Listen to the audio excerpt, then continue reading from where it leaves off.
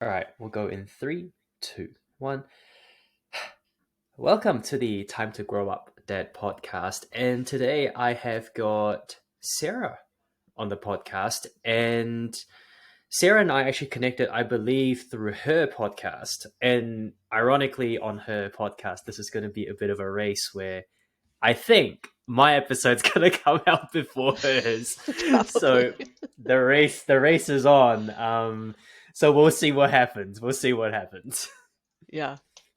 Yeah. But I think we connected through, I believe, precision nutrition, sort of hmm in that group there. That's And then right. obviously, sort of as we were talking on your podcast, you brought up a couple of things, sort of regarding parenting, albeit we weren't talking about parenting. And I thought, hey, I would really kind of like your take, particularly one thing that um,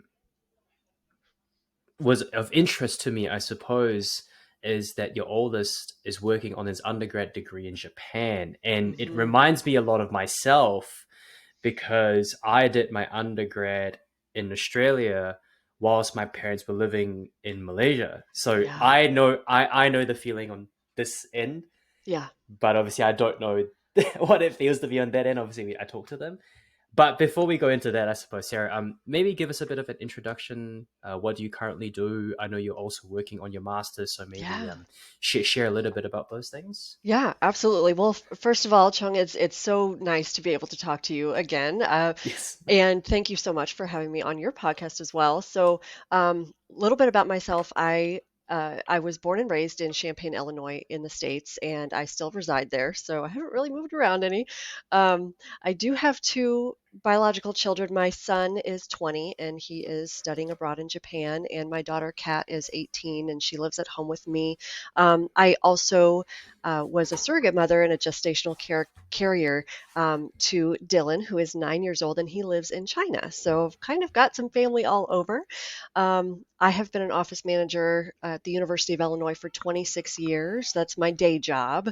Um, I'm also a master's graduate student at the University of Illinois, majoring in nutrition. And through that program, I'm also a teaching instructor for a sports nutrition course. And then on Ooh, the side, I'm also a certified personal trainer, a nutritionist, and a group fitness instructor. And I host the Wake Up Ready podcast. So a lot of stuff. that's me. Oh, It man. sounds like Yeah. there's a lot of stuff going on. A lot of pieces Yeah, to the yeah, puzzle. yeah, yeah, Yes. yeah, for sure. So, I would like to know because it's always very interesting to kind of talk to parents who go back into studying. Obviously, in your case, you were Mm. working with the University of Illinois. Sounds like basically all your life, Yes. and Yeah. then sort of obviously pursuing studies inside the university there. Yeah. How do you, I guess, juggle that balance? Because I do know a lot of parents who would kind of pursue their undergrad hmm while they have kids. Yeah. But you mentioned that you have a daughter who lives with you, albeit she is relatively of an adult pretty much, Sure. but still Sure. pursuing a master's degree whilst having, I suppose, still one more kid living under your roof for the most part. How do Right. you deal with that? Because I know like a master's degree is pretty different to an undergrad.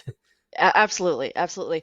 And I feel like whether it's parenting or whether it's a bunch of other things that you're trying to juggle, the stress levels can be similar. Your time constraints can be very similar. So even though my Mm, kids are older and self-sufficient and independent, I still have very limited time, to do all of these things. So I think a large part of my ability to be able to juggle all of these different pieces is I'm a very type A person. So I'm very, very structured. I'm very, very organized. And I think that comes from working my entire adult life as an office manager, where my role is to organize and structure schedules for multiple people. And, so that includes myself as well. So I've learned some skills with that.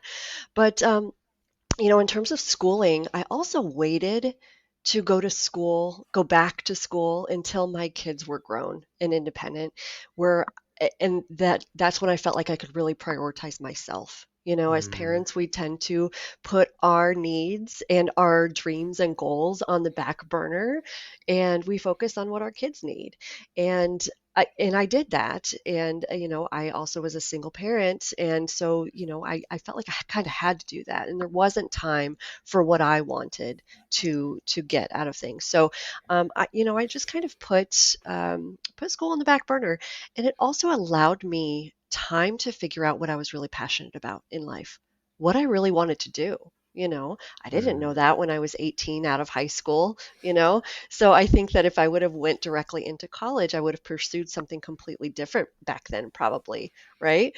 So, that's kind of how that evolved a little bit. And there was also, a pivotal moment when I decided to return to education, specifically in the health field.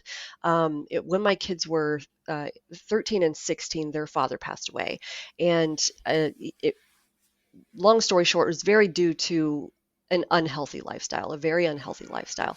And it right, hit me gotcha. very hard at that time that I was the only parent left and that Mhm. I needed to be as healthy as possible for them and myself. So, Yeah, gotcha, you know, gotcha. they were still teenagers, but they were still at a point where I thought, okay, I can move forward with getting some certifications. I'll start slow, I'll get some certifications, I'll Yep. start coaching on the side, and that kind of led over to, okay, well, let's finish my bachelor's and now let's go on to my master's. So Yeah, yeah, it yeah, just yeah. kind of Kind of evolved and build trickled. build on. Right. But I think that that bigger why, that bigger need for, living through a healthy lifestyle and having my kids see that and also being around as long as possible was the most important driver for me in going through Mm, this. So I think that helps to juggle all of these different things is continuing to come back to your why. Why are you doing what you're doing? How much does it matter to you to do that? And I think that really helps you put it into perspective when you're competing with all of these other things on your plate. yeah, it's definitely quite a lot then. I think, Hmm. to your kind of listening to what you said there with some very unfortunate event, obviously, with your partner passing away when Hmm. essentially your kids, well, the kids are still sort of just getting into really what I like to call teenage life. Yeah. That would have been really tough. And it's, yeah, I mean, like, I know a few single parents as well, and you're definitely not the first one amongst people that I know who have sort of returned back into education for for studying, I guess, for better for worse terms, when the kids are a little bit older. And I think that is something that I do find almost quite common these days, Hmm. Hmm. where I see a lot of, I guess, over here in New Zealand, I think we call it mature age students. I don't know what they call it over there in the States, but we do get a fairly large group, I think, and it's definitely growing in terms of like parents and the older population, so to speak. We say Yeah. older, like, like as if 40 years old, but Well, sure. most of the university and college students are 18 and 20 Exactly. and up. Exactly. Yeah. And So more of basically, this once adult basically education. once Yeah. once you're 30 and up, you're kind of like you're old. And like, You're old. not really, but you kind of classed into that. And we I get definitely it. see that quite a lot, at least these days, Yeah. with a lot of the return to education. So Hmm. that's pretty cool. And you got into your degree when you were, I think you mentioned 44 or something along those lines. You Yeah, send me I some did. notes. Yeah. So it goes to Well, and show, it's never too kind of late. it's never too late, and it's kind of what I tell my kids too. I mean, my son he wanted to go straight from high school to, higher education, which is fine, perfectly fine. But my daughter wasn't into that, and I'm like, that's fine because at 18 you don't need to know what you want to do for the rest of your life. Yeah, So take some time and figure it out, and if you don't figure it out until you're quote unquote old, that's okay too because it's never too late. yeah, So I kind of give my kids the grace to figure that out on their own instead of pushing academia on them. um, I think that it they need to evolve into that or not, and it's not for everybody. 100%. And Just picking up on you mentioning your son, I believe, is sort of in the other on the other end of the world studying Hmm. at this moment. I Yeah. know off air we were sort of talking about. Oh, I can't remember off air on air, but one of the things that I really want to get your perspective on is sort of the other side of the coin. So, for context, I've been in that position going to Australia to pursue higher education Hmm. whilst my parents were living in Malaysia. And it seems like I understand from my point of view what that feels like as the person going abroad. Yeah. But what does it feel like being the parent on the receiving end? Yeah. That's what I'm curious to know. That's Because actually a great question. I could hear it from my parents, and they'll tell me all these things, and I talk to them. But I want to Yeah. get it from someone like as a fresh Outside of the, yeah, perspective outside of outside of the box. outside of Yeah. the box. Yeah, 100%. No, that's an excellent question, and I'm actually trying to talk my son into being on my podcast so that I could get his point of view of it too. So I think that would be kind of cool. But yeah, my son is almost 21, and he's working on his undergraduate. Technically, he is a junior, and he was going to Illinois State University and decided that he wanted to study abroad in Japan. He's been fascinated with Japan. He kind of taught himself the Japanese language, and he's had mentor. He's Oh. just been very fascinated with that country, and had the opportunity to study abroad there for a year, an academic year. And I was all for it. I think my kids should spread their wings and go experience other cultures. I think that's fantastic. Um, well, he ended up liking it so much that he has decided to transfer to that university permanently. So Oh he's going to wow. come home for 2 months this summer. In June, he'll be home until August, and then he'll go back for another at least 2 years. So, Oh. um, yes, and so he's very happy there. He's finding it easier to make friends and just kind of Interesting. acclimate to that culture Hmm. more so than he did here. He struggled a lot here. So it makes sense that he wants to, stay where he's happy, and that's fine. Um, from my point of view, um, I was never the type of parent, and no shame on parents who are different than this, but um, I was not the type of parent who was like, you have to stay close to your mother, you have to stay close to home so that because I'm going to miss you too much. I didn't have that. Mm. Of course, I miss him, but I want him to spread his wings and I want him to experience as much as possible. So for me, it wasn't that difficult. What is challenging, though, is living so far apart. I can't be there for him if or when he struggles, Mm. right? Yeah. And as parents, we want to be there. We want to be able to give our kids a hug when they need one, right? Yeah. We want to be able to pick up the pieces if we can or help them figure things out. And so I think that preemptively, I had tried very hard to build my kids up to the point where they were very resourceful and independent, so that when they do leave the nest, they have the resources and the ability to make decisions on their own and kind of get themselves out of a situation if they need to. And Mm. he has proven that by doing this. So, there's a little security for mom here, knowing that he's resourceful. He'll figure it out. He'll be okay. But we video chat once a week through Instagram, so we're able to do that. And yeah, he called me this morning. This is a great example of what I'm talking about.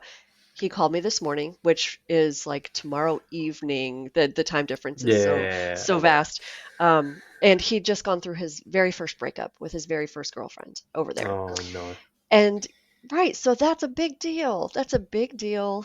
He's feeling all of that. He's trying to process it all. It's a struggle, and not being there to be that literal shoulder for him to lean on is very hard, and so you have to do it over video call, and just get through it that way. So I think that that's just kind of the biggest challenge for me, is just not being there when he needs me, because Yeah. every once in a while he still does need his mom. So, Yeah, definitely. I think the physical presence is challenging.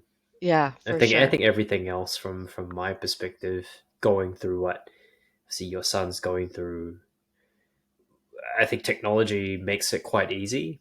Oh But yeah, yes, I think the hardest bit is definitely that physical aspect of things. So sure. sometimes it's hard, and I say this as a joke, but the reality is that sometimes you just want mom's cooking. Like Yes, yes. sometimes Or it's when just you're like sick, you just yeah, want to you're be just taken like care of, and you just want to be babied for a bit. You're like, yes. damn it, now I can't. You gotta have to slug through it. Exactly. Uh, Exactly. Gotcha. Well, I'd like to ask then very related follow up question to Mhm. that. As you sort of already spoke about in your introduction, you were a surrogate mother, Yes. Yes. and I was trying to put the math in my head, and it Good luck. seems like um, the choice, or I would assume that was a choice to Yes, be a yes. surrogate mother, um, was after you had two biological kids. Yes. Could Yes. you, I guess, run me through all of that? Yeah, absolutely. It's complicated. I get it. So trying to do the math is it doesn't quite work Yeah, because I out was doing a math usually. in my head before I came on the podcast. I was like, Right.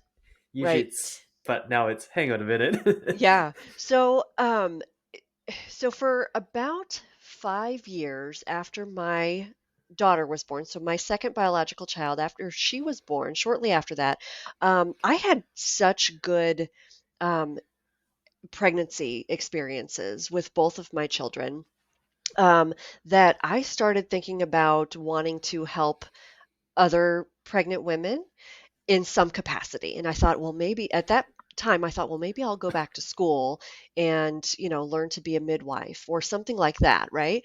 But I still had this full-time job at the University of Illinois at that time, and I'm like, okay, well, I can't quitting that job to go to school full time when I have two little ones. That's really difficult to do.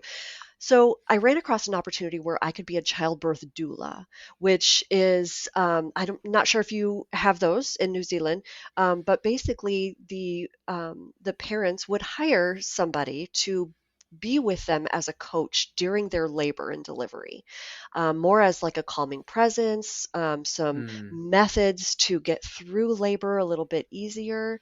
And so I did that for about 5 years after my kids were born, and I absolutely loved it. I loved helping women birth.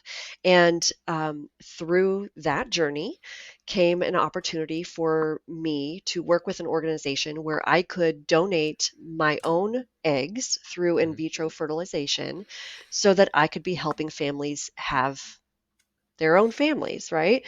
So I was an egg donor twice through that process. And I think at this point, I was probably in my early 30s. And the second time around I did it, I was a little bit older. And I tried to do it a third time, and they said, well, you're too old now. Yeah, You've reached our the cutoff. the Um, geriatric age or something they Yes, call it. exactly.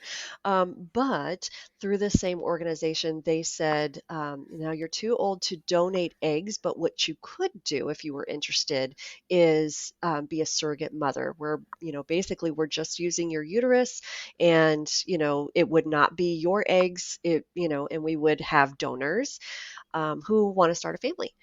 And so I would basically just be the oven. Mm. Yep. And Mm. I had to think about that decision because that's quite invasive.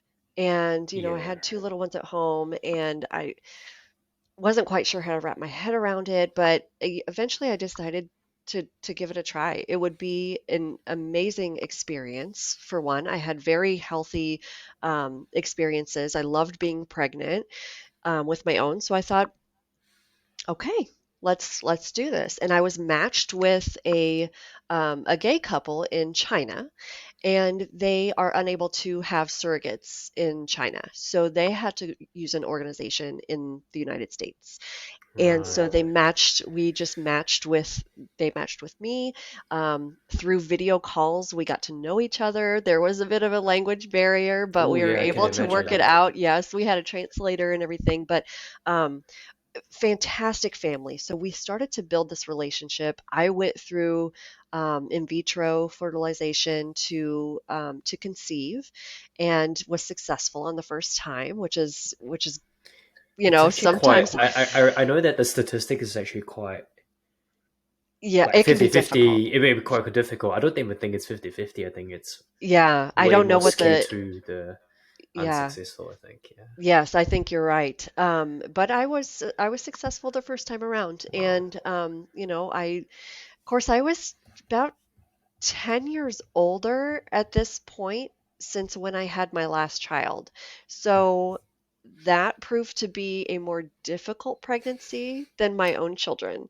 I would think And so. this baby ended up being over 3 pounds heavier than my children, Oh which my. brought on its own Yeah, it would be complications. pain. Yes, yes. So this baby was about 10 pounds. Um, Oh my and lord. yeah, I that's a know. that's a Yes, big baby. that's a big dude. Yes. So, but through the journey was amazing. We built some very strong bonds with the family, and that was something that we could decide. We could decide whether I wanted to stay in contact with the family and you know learn how the baby grows up and stay in contact in that way, or we could have decided that we didn't want that. Mm. And we decided to stay in touch, and we have to this day. And it's just been a beautiful relationship. He is almost 10. He'll be 10 this year.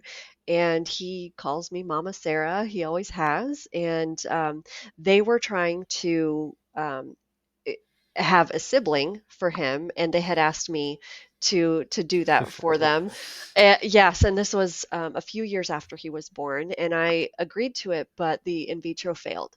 Oh So no. yes, so I was not able to conceive for them, but another surrogate was. So he does have a little brother, That's awesome. which is great. And so I get pictures all the time, and my kids think of him as a sibling, and he thinks of my kids as That's siblings. cool. And yeah, it's just kind of an extension of our family in a different culture. And so it's fabulous. They actually came to visit and stayed with me for a long weekend when their other child was going to be born. So they had to come back to the States, and they brought him. He was about 3 years old at the time, and they stayed with me for a while, and it was just wonderful. That's It's a great awesome. experience. Yeah. Yeah, that's cool. It's Yeah. it definitely is one of those. As you were telling it, it's definitely one of those lived experiences where it's so unique. Yeah. That's the word. I can't think of any other word. It's just Right. And it's very not unique for and very everybody too. yeah. A lot of people I've heard comments on both ends of the spectrum too. Like, some people can understand like how rewarding that is to be able to help somebody have a Of family. course. Yeah. And the majority of the people don't understand like the Why? emotions that go along with that. Like, but don't you feel like you're giving your baby away? I said, no, because he was never mine to begin with. You have to go into this with the right emotional strength and Mm, knowing that this was never your baby to begin with. You're just kind of an extended babysitter for, until that baby is ready to be born. And then he's going to his family. So I never had those emotional ties like that where I felt like I was giving a child up.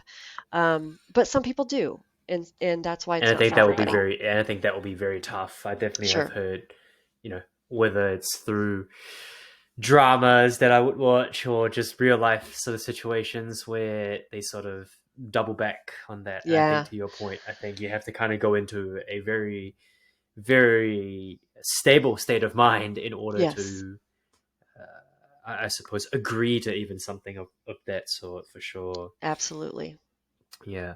Well, talking about state of mind and stable emotions, then, and you obviously sort of already indicated your choice of education being the nutrition field, and Hmm. someone like yourself being choosing the path of being a surrogate mother, obviously wanting to help. I think you're someone who really wants to help people out there. Yeah. Hence why you've also came into this career, I guess, with being a coach, being a trainer, being a nutritionist. Hmm. But as you probably know, having kids who are 21 and 18 and 10, that can pose very tricky dynamics when you Hmm. try to parent versus when you try to be quote unquote the health professional. How do you go Yes. about that?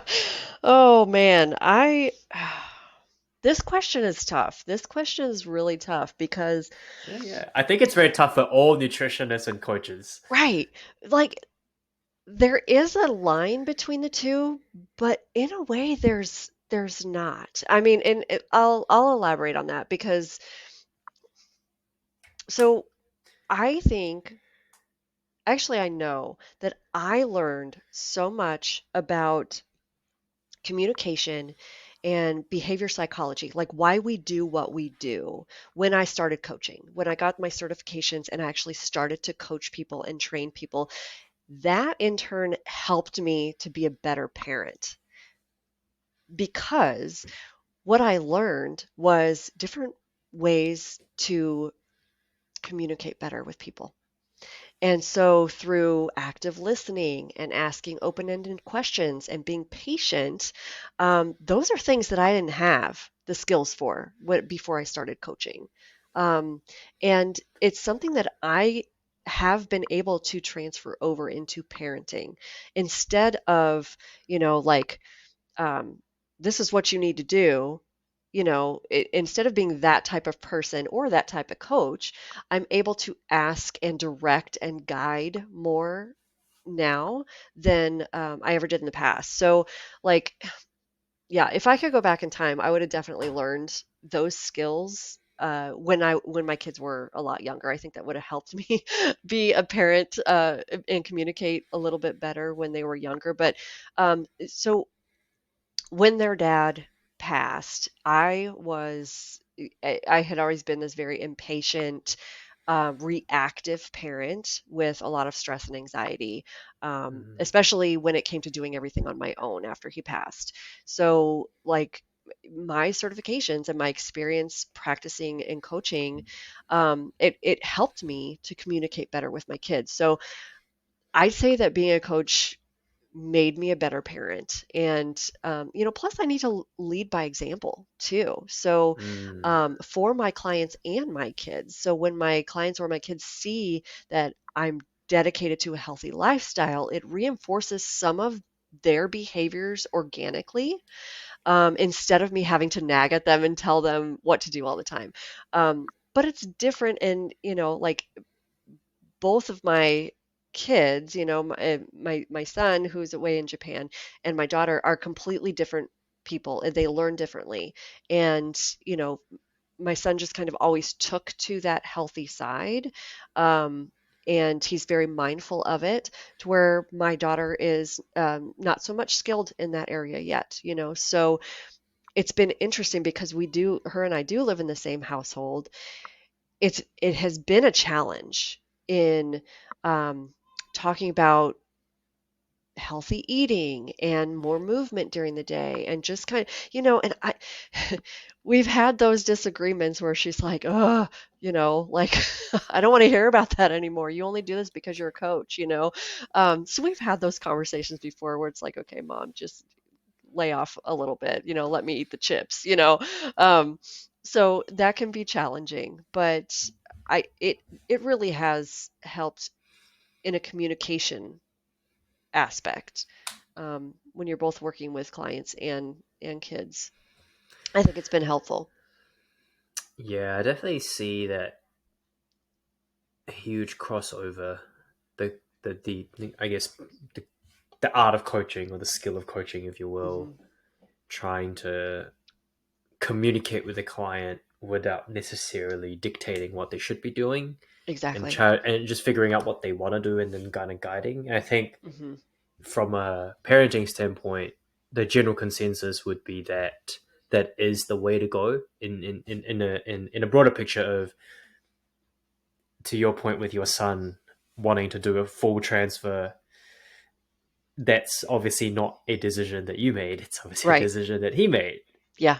And I suppose with your intentions of providing them the skill of being independent, so when they do get to a point when they leave the nest, they have independency. I think a lot of that does come from letting them be autonomous. Hmm. Hmm. And I think that has such a huge crossover between health and nutrition coaching, where generally speaking, if you are able to allow the client to be relatively autonomous, and I get Hmm. that, I get that, like, and I see this in myself as well as a parent and as a coach. It's like, I want to tell you what to do, Yeah. but you're like, no, but I want to. It's like, Exactly. Yes. no. And there's always that battle, I think, as an individual, for me at least, Yeah. both with kids. Well, I mean, my kids are like really young. Yeah. Yeah. There's a Yeah. 5 week old and a 2 year old. So, Oh wow. but, Yeah. but even then, I'm like, all right, like with the 2 year old, you're like, all right, I'll let you choose. I Hmm. know which is Hmm. correct, but I'll let you choose. Pick the right one. Pick the Yes. right one. But you're right. It gets really, really frustrating when they don't follow your lead, because you do know what is best, usually in this For the scenario, most, yeah, yeah, for with the your most part, kids yeah, yeah, and, 100%. with your clients. But here's the thing, like, you know, it, as coaches, as trainers, our job should not be to hang on to them for the rest of their life, to handhold them, right? Our job That's as my coaches and trainers, very tangent, but that's my gripe with some of the people in the industry. It's like yeah, I need to hang on to you. I'm like, yeah, yeah, as long as they're still paying, I'll still keep. But our job should be to give them the skills to be autonomous and independent enough so that they can go and do these things themselves. They have built that foundation, and that should be our job, is to, build that up with them and then let them fly. And that should be the same for our children too, is to guide them, give them the skills, give them a foundation, and let them go. So it is very related, parenting and coaching, because you yeah, you are yeah. you're coaching your kids, It's just the huge same. crossovers, Yeah, for massive, sure. massive. Yeah. Yeah. Well, as we sort of head into the 30-minute mark of the episode, then you've got two biological kids and a surrogate who lives in China. Hmm. So you've basically been at this parenting gig for a fairly long time now. Yeah, I'd a say. minute. I'd say a bit of a minute. What's the biggest lesson so far? And I always say so far is because I do believe, and I do have other guests that I speak of, and I'm, my parents as well. You don't really stop parenting until you die. I think Hmm. that's kind of the general consensus with everyone. Like, you really Yeah, don't. You kind of keep at it till your last dying breath. So, exactly. what's the biggest lesson so far? Yes. Um, so the biggest lesson that I have learned as a parent so far is that, and I'll piggyback off of the last answer that I gave, that my role as a parent is to help them learn to become good and kind adults, not to control them and tell them what to do. So that lesson right there took me a long time to learn, but has been a big game changer for building my relationship with my kids and also building their confidence in themselves. So, Mm, like, when I was growing up, my mother always wanted to control and tell me what to do instead of listening, instead of communicating. And what that did was caused a lot of rebellion and resentment in our relationship. And when I started out parenting, that's kind of how I was too. I was very reactive and stressed and impatient, and I didn't know how to communicate. And so I didn't. I just told what to do. And that caused a lot of stress for me and for my kids. And so I think, like, if you want your kids to respect you as a parent, you can't demand that. You have to show them respect as individuals as well. And I didn't really learn any of that until their father passed. Um, Right. when I knew that I was all that they had left and I was now playing the role of both parents, I needed to make sure that they felt supported and guided by a solid, strong foundational parent, like the only one left. So if I was, like reactive and super stressed all the time and not communicating well, what are they going to get out of that? Right? These are impressionable ages. They were 13 and 16. I needed to Mm. get my shit stuff together. Sorry. No, no, we're You know, good. Swearing is allowed on the podcast. I needed to sort this out so that they had somebody who was very supportive in their corner, who was a strong foundation for them. So when I switched gears and started providing my kids with knowledge and guidance and just simply communicating the pros and cons of whatever path they were choosing, like if they had an issue and they'd come to me with it, instead of telling them what to do, I would talk to them about, okay, well, let's process this. Let's talk about the pros and cons of this situation. And then, you know, it was helpful because they have more resources and they can make their own decisions after that. They might not always be confident in making their decisions. Um, so we processed it together, but the choice was always theirs after that. And that just built so much resourcefulness and confidence in themselves that they can actually do this, and without being told what to do. They're just being guided. Um, Mm. and I one motto, and I swear my kids are going to be old and gray and still tell their grandkids, my mom always told me, because one motto that I've always told my children, that has really helped, I think, is, you only need 20 seconds of courage to make something happen. And basically, like they would come at me with a struggle. Well, I need to figure this out. I need to, say go to this job interview or whatever it was, or like go in and ask a question, a big question, at a university or whatever it was, and I'm like, you can be anxious, you can have some fear, and that's okay. What's the worst thing that can happen? But honestly, you really just need those 20 seconds to walk through the door and ask a question, and then they take it from there, right? You just need those 20 seconds of courage to speak up, to use your voice, and then just see what happens. And so I've always just kind of told them, like, oh, remember, you just need 20 seconds of courage. And it's just something that we've continued to talk about and continued to use as like a motto in our family. And I think it's really worked because they remember it and they can remind themselves, like, okay, this is really, really scary and I really don't want to do this, but I can just do this for 20 seconds. I just need 20 seconds, of courage to just start the process. And it's worked. So some good Yeah. lessons. Yeah, I think like that's a really big one to instill that in in kids in general. I think most kids tend to have this trait. I say most. Yeah, I would say most about being scared to take action on something. And Hmm. I think that can definitely sometimes stem from I'm just shooting the barrel here. Like I don't know whether this is true or not, but I think that could potentially then stem from like them being afraid of making a wrong decision because they did something wrong at home and the Hmm. parents punished them for doing something wrong. Well, Therefore, they another, wouldn't want to. Therefore, they don't want to like take risks because what if I yeah, fail and then I get punished for it?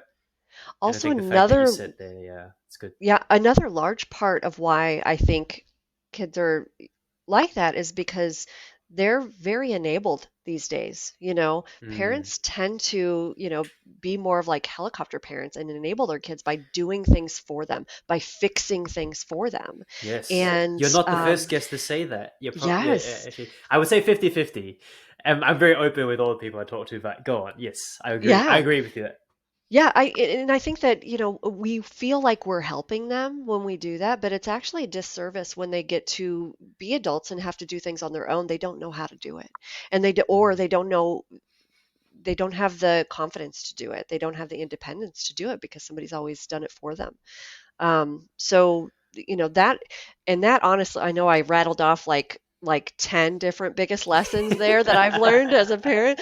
But I think that that would It's be because, the well, to be fair, biggest. it's been a long time since you've been parents, so I guess there's a couple of big I'm lessons. I'm here all day. I got a lot of lessons, man. Yeah, yeah. I think the Yeah. helicopter parent thing is definitely something. Yeah, I'm not too sure why that has sort of developed into such a thing. I Yeah. don't know where or how the sort of, I guess, social dynamics enabled that to be, I guess, a method to parent. I Hmm. suppose everyone, each their own, but yeah, I would agree with you there, completely, Sarah. Like it definitely doesn't set them up to be an independent individual down the track. I feel Correct. it just Yes. makes them too reliant, Yes. Yes. very very reliant. I think one of my previous guests, Jerry, actually, uh, yeah, actually we released this episode literally this week. He was kind of saying that sometimes at some point if the kid doesn't have lunch, too bad. Oh, okay. Too bad. Like, that's your problem Yeah. for not packing your own lunch in the morning, because that's the routine. And he Yeah. has this thing where, like, he teaches the kids how to pack, and then there will be times where they don't, and they go to school hungry. Yeah, they forget. And then a lot of parents will do the whole, oh no, like they're hungry, they'll take lunch and they'll drive to the Hmm. school and do a lunch drop off. I don't know Yeah. if that's a thing in where you're at, Oh, but kind of sure.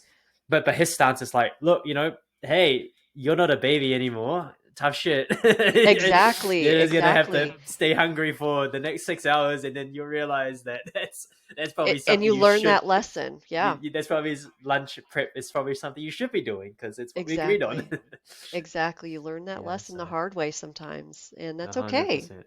Yeah, Yeah, it's that's okay to okay. do as a parent. Let them learn. Yeah, I think where I'm at particularly, and this is a bit of a slight tangent as well, is that a lot of the parenting stuff that I really want to take on board I think where a lot of parents, I guess, get confused. Is confused even the right word? I don't know, misled, or maybe lines were blurred, whatever it might you want to Hmm. call it, is parenting a newborn is not Ah, the same as parenting a child. I yes. think there is a very big distinguishing factor there. Hmm. Whilst we can't necessarily say where or when that transition happens, you will know as a parent. But I think a lot of parents get confused. I think that's potentially where the whole helicopter parent starts to develop, because as a newborn, they literally can't do anything, and you Right. have to do everything for them. Like, that's kind of the thing, right? Yeah, yeah. But at some point, once they start getting autonomous, I think as a Hmm. parent, you probably need to start to realize, oh, okay, like they can do stuff now. Right. You're not a newborn anymore. Like, I feel like newborns are kind of a complete separate entity on its own. Hmm. There's newborns, and there's toddlers and kids and Yeah. adults, and And then that there's can new be a babies. hard, yeah, that can be a really hard transition for, Very. a parent who's done everything for a newborn, and then the child starts to develop its own personality, its own way of doing things, and you try to let go a little bit to allow them to do it, and it's You're like, hard. It's really hard. Yeah, yeah, like, oh, just let me do it. I can do it quicker. it's like, I can't take it. Yeah. Yeah, for sure. Yeah, well, we're getting close to the 40-minute mark. I appreciate the time. I thought I've learned a few things about you, and definitely some very interesting just experience. I think I Yeah. love hearing experiences like these. So, where can people find you, Sarah? Because obviously you're coaching. You're obviously good. What is your master's about? So my master's is specifically in clinical and community nutrition. Through the University of Illinois. But I am very active on Instagram, and that is the best place for people to find me. And my handle is at Wake Up Ready LLC. And you could also, I'll plug my podcast as well, which is Wake 100%. Up Go ahead. Ready, and that's on Spotify and Apple Podcasts. So it's all about health information, everything that you can think of. I interview different coaches and trainers, such as yourself, and we just kind of want to get health information out there. So I post a lot of things on Instagram as well that is very health education oriented. So you can find me there for sure. Awesome. All right, guys. Well, if you like and enjoy the episode or the video, let us know your thoughts, comments. Shoot myself or Sarah your thoughts on what we obviously talked about today, the theme of parenting. And I said this again, but I'll say it again, Sarah. Thanks for uh, sharing your time and stories with myself and Absolutely. obviously the audience. Thank you And so much. Thank you. no This was a worries, great and we'll experience. awesome. And yeah, we'll catch you in the next one. Sounds good.